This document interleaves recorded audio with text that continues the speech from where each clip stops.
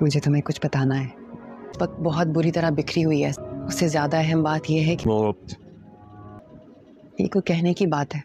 ثنایا کی بھابھی ثنایا سے کہتی ہے کہ ارحم کی وجہ سے تمہاری ماں تمہیں چھوڑ کر چلی گئی ہے. اس شخص کو تم کس طرح سے ایکسپٹ کر سکتی ہو اور کس طرح سے واپس اس کے ساتھ تم اپنی زندگی گزارو گی؟ مجھے تو یہ بات سمجھ نہیں آ رہی کہ تمہارا دل کس طرح سے اس کے ساتھ لگ جائے گا. اس طرح سے اس نے کیا ہے تمہارے ساتھ. تمہاری ماں تمہیں چھوڑ کر چلی گئی ہے. جس پر ثنایا اپنی بھابھی کو کہتی ہے کہ پھر آپ ہی مجھے بتائیں کہ میں کیا کروں. میں اگر اس کے سہارے کے بغیر تو میں رہ لوں گی، لیکن میرے بچے کیا کریں گے؟